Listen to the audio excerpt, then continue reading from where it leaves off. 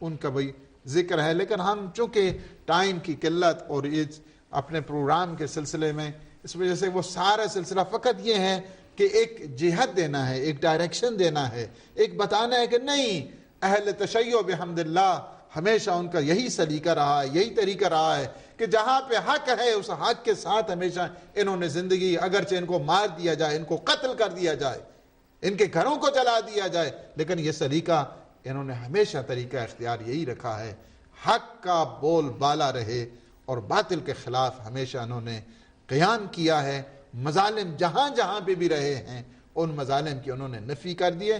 یہی سلسلہ ہمارا، یہی طریقہ کار رہا، ہمارے لاکھوں جانیں قربان ہوں ان با وفا، با صفا اور جلیل القدر اور منتجبین صحابہ کہ جن کو نہ ماننے سے انسان کا اسلام کامل نہیں ہوتا ہے۔ میں آپ کو یہ بتاتا چلوں، یہ جنہوں نے دین کی وفاداری میں، پیغمبر اسلام کی نصرت و پائیداری میں جنہوں نے اپنا سب کچھ قربان کر دیا ہے، کون سا مسلمان ہے کہ جو انہیں کہے کہ نہیں ہم نہیں مانتے ہیں؟ یہ اس سے بڑھ کر اور کیا تہمت لگائی جا سکتی ہے کسی مکتب پر اور کسی ملت پر اور کسی قوم پر؟ ہمیشہ یاد کرتے ہیں، اور آج گفتگو ہی مصائب صحابہ کے سلسلے میں ہو رہی ہے، ان کی مظلومیت کو اجاگر کیا جا رہا ہے۔ ان مظلومیت میں آپ نے حضرت بلال کا سنا، حضرت مالک بن نویرہ کا سنا، اور ابھی جو ہے وہ سعد ابن عبادہ، بہت جو زمان جاہلیت میں بھی جن کی ریاست تھی، زمان جاہلیت میں بھی جن کا ایک مکان تھا، اور اسلام کے قبول کرنے کے بعد بھی ان کی بزرگی باہر کیف، ہر خاص و عام، بگانے اور بگانے سب بھی جانتے ہیں حضرت سعد بن عبادہ کہ جو اپنی قوم کے سید و سردار تھے اور اپنی قوم کے بہت ہی بزرگ اور انتہائی سخی، اور جن کے دسترخوان ہمیشہ پھیلا رہا کرتا تھا۔ یہ اپنے جو قبیلہ ہے اوس اور خزرج دونوں میں ان کا ایک خاص نام تھا، اور اسی خاص نام سے ان کی جو ہے نا وہ پہچان ہوا کرتی تھی۔ لوگوں کے ہاں یہی مشہور ہوتا تھا، اگر کسی کو گوشت اور اگر کسی کو کھانا یا چربی چاہیے اور کھانا کھانا ہے تو جاؤ حضرت سعد ابن عبادہ۔ اور آپ کو خبر ہے کہ پیغمبر اسلام جب مدینہ تشریف لے گئے اور ہجرت کی، اصحاب صفا تھے، مغرب کی نماز کے بعد پیغمبر اسلام سارے انصار کو کہا کرتے تھے کہ ان میں سے ایک ایک کو ساتھ لے کر جایا کرو۔ یعنی یہ دیکھیں، یہ پیغمبر اسلام کی وہ اخوت، یہ غانگت، تاکہ وہ احساس ہمدردی، ہیومن رائٹس، حقوق بشریت، نماز کے بعد فرماتے تھے کہ ان سب کو اپنے گھروں میں مہمان ٹھہرایا کرو۔ لیکن سعد ابن عبادہ کون تھے؟ 80 آدمی کو ہر روز لے جایا کرتے تھے یہ شخص، ایک آدمی کو نہیں، 2 آدمی کو نہیں، 80 آدمی کو حضرت سعد ابن عبادہ مغرب کی نماز کے بعد گھر لے جاتے تھے، مغرب و عشاء کی نماز کے بعد کھانا کھلانے کے لیے 80 افراد کو لے جاتے تھے۔ ان کی سب سے بڑی خوبی کہ جو پیغمبر اسلام صلی اللہ علیہ وآلہ وسلم نے بتائی ہے، فرمایا کہ ان سعدا لغیور وانی لاغیر من سعد واللہ اغیر منا وغیرۃ اللہ ان تؤتی محارمہ۔ فرمایا کہ بڑی خوبی ہے اس سعد ابن عبادہ میں، بڑی خوبی اللہ نے رکھی ہے کہ بہت غیرت ہے اسے اللہ سبحانہ وتعالی نے اس میں رکھی ہے۔ اور یاد رکھنا تمہارے نبی میں سب سے زیادہ غیرت ہوتی ہے، اور اللہ سبحانہ وتعالی ہم سب سے زیادہ غیور ہیں، وہ کبھی برداشت نہیں کرتا کہ اس کے مقابل میں کسی قسم کے کوئی حرام فعل انجام دیے جائیں۔ تو یہاں سے آپ سعد ابن عبادہ کے بارے میں کیا کہیں؟ انصار جس طرح امیر المومنین علی ابن ابی طالب کو پیغمبر اسلام پرچمدار اور علمدار ٹھہراتے تھے، انصار میں سے اگر جب کوئی علم اٹھا کے آتا تھا نا تو وہ سعد ابن عبادہ تھا، یعنی انصار کا جو علم بردار تھا وہ سعد ابن عبادہ تھا۔ ابتدائی جس طرح ہم نے عرض کیا حضرت بلال کے سلسلے میں رضوان اللہ تعالی علیہ، اور اسی طرح حضرت سعد ابن عبادہ، اللہ پاک ان کی روح کو عالی ہے اور متعالی فرمائے رضوان اللہ تعالی علیہ۔ یہ انہی 70 جو ابتدائی مسلمان ہیں کہ جنہوں نے سب سے پہلے لبیک کہی پیغمبر اسلام کی اس اعلان کے بعد، اس میں ایک سعد ابن عبادہ بھی ہیں۔ یہ جنہوں نے ابتدا ہی میں سے اسلام قبول کیا ہے. اور پھر ان کی عظمت اس قدر زیادہ ہے، عظمت اس قدر زیادہ، پیغمبر اسلام انہیں دعائیں دیا کرتے تھے. حتیٰ کہ جب پیغمبر اسلام ان کے گھر تشریف لے جاتے تھے تو یہ جب پیغمبر، ہمیشہ روٹین ہوتی تھی پیغمبر کی، دروازہ نوک کرنے کے بعد فرماتے تھے السلام علیکم، یعنی پہلا سلام کرتے تھے، یا آہستہ تھوڑا جواب دیتے تھے تاکہ پیغمبر دوبارہ سلام کہیں، تیسری مرتبہ سلام کہیں. ایک دفعہ جب سلام کیا، دوسری مرتبہ گیا، تیسری مرتبہ فوراً دوڑ کے گئے کہ پیغمبر واپس نہ جائیں.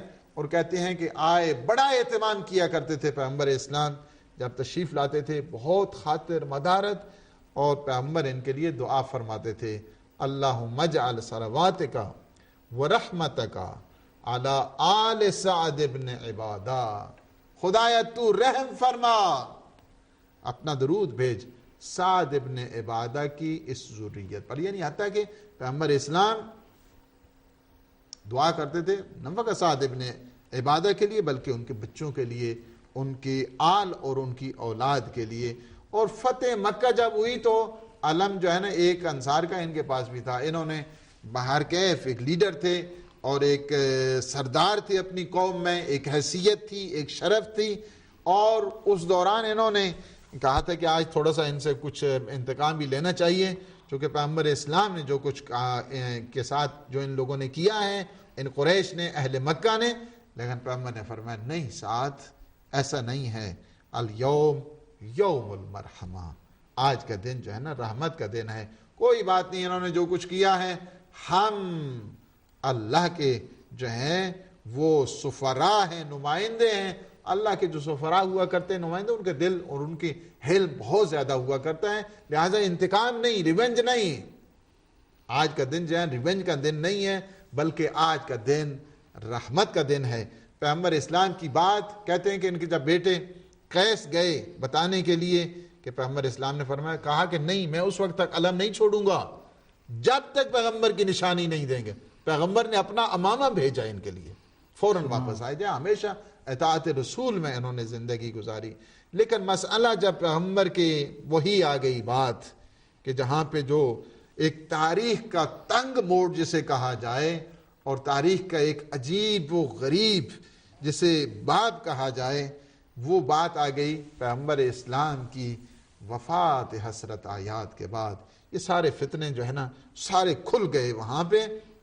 اور اس میں اگر آپ دیکھنا چاہتے ہیں کہ بہت مفصل حالات ہیں کہ پیغمبر اسلام کے بعد ایک مستدرک و صحیحین میں اس میں دیکھیں تو ایک پوری کی پوری جو ہے وہ ڈسکشن موجود ہے خود سعد ابن عبادہ کے سلسلے میں کہ کس قدر جو ہے نا انہیں بعد از پیغمبر اسلام صلی اللہ علیہ وآلہ وسلم کے وصال کے بعد، ان کی وفات حسرت آیات کے بعد ان پہ کیا گزری ہے.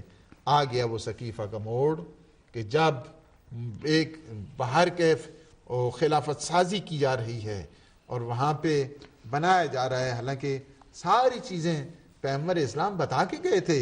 ایسا نہیں ہو سکتا ہے کہ پیغمبر اپنے جانے کے بعد جو 23 سال مسلسل زحمتیں کرے اور اس کے بعد یہ کہے کہ نہیں اپنا نائب مقرر نہ کر گئے. اس سے بڑھ کر کیا تہمت لگائی جا سکتی ہے پیغمبر پہ؟ اس سے بڑھ کر کیا اتہام لگایا جا سکتا ہے پیغمبر اسلام پر؟ اتنی زحمتیں جو کر دیں. آپ ایک چھوٹی سی کتاب لکھتے ہیں، اس کے لیے آپ وصیتیں کر کے جاتے ہیں میرے بعد اس کو اسی طرح نہ چھوڑ دینا. اس کو ایک دیوان لکھتا ہے، اس کو ہمیشہ یہی کہتا ہے. یہ انسان کی فطرت ہے. 23 سال مسلسل زحمتیں کرنے کے بعد اور یہ کہا جائے کہ نہیں کوئی وصی نہیں بنا کر گئے، کوئی خلیفہ نہیں بنا کر گئے، کوئی نائب اپنا نہیں بنا کر گئے، کوئی جانشین اپنا بنا کر نہیں گئے. اس سے بڑھ کر کیا تہمت لگائی جا سکتی ہے پیغمبر؟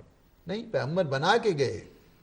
آپ نے اگلا الگ سے 20 بنانے 20 بنا لو، لیکن یہ نہ کہو کہ پیغمبر نے اپنے بعد جو ہے نا کوئی وصیت نہیں کی تھی. پیغمبر خود فرماتے ہیں کہ جو بغیر وصیت کے مر جائے وہ ملعون مرا کرتا ہے. پیغمبر نے کیا وصیت کی تھی؟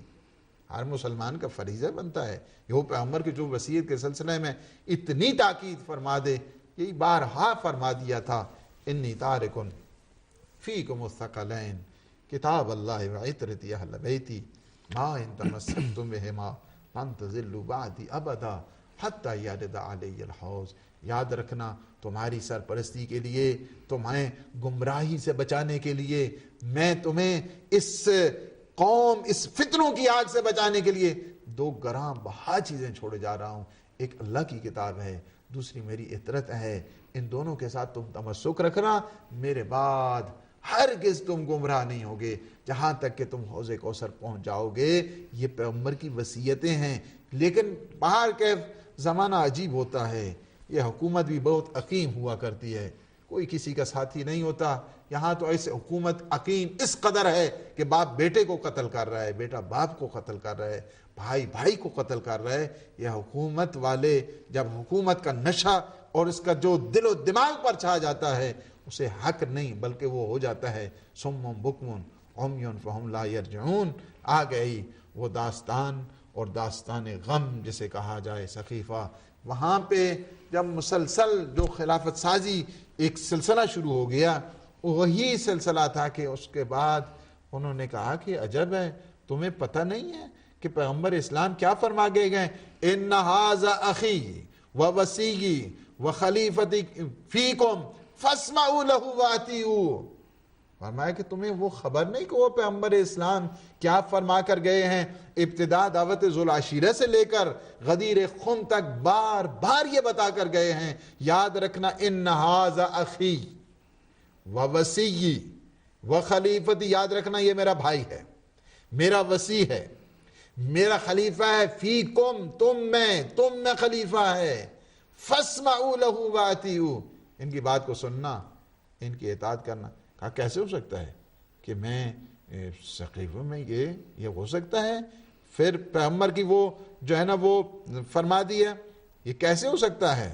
نہیں۔ اور حضرت ابن عباس ہی بہت افسوس کیا کرتے تھے، وہ جو بات ہے نا یوم الخمیس وما یوم الخمیس، وہ جمعرات کا دن، وہ کیا غضب تھا جمعرات کے دن میں، اور وہ اتنا روتے تھے، کہتے ہیں ثم بکا حتی حزب دمعہ، فرمایا اتنا روتے تھے کہ حتیٰ کہ ان کی داڑھی جو ہے نا وہ آنسوں سے تر ہو جائے کرتی تھی اس واقعے کو سن کے جو جمعرات کا تھا۔ بہر کیف یہ سعد ابن عبادہ جب انہوں نے یہ کہا کہ نہیں ہو سکتا ہے، اس وجہ سے کہ پیغمبر اسلام نے ابتدائے دعوت ذوالعشیرہ سے لے کر غدیر خم تک بار بار یہ اعلان کر دیا کہ علی میرا وصی ہے، میرا بھائی ہے، میرا جانشین ہے، میرا وزیر ہے، میں علی کے ہوتے ہوئے کسی کی بیعت نہیں کرتا۔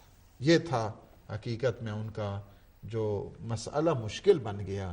سعد ابن عبادہ کی بڑی فضیلتیں ہوتی تھیں، بڑی ان کی ریاست تھی، بہت بزرگی تھی، بہت ان کی ہمت تھی، بہت ان کی سخاوت تھی۔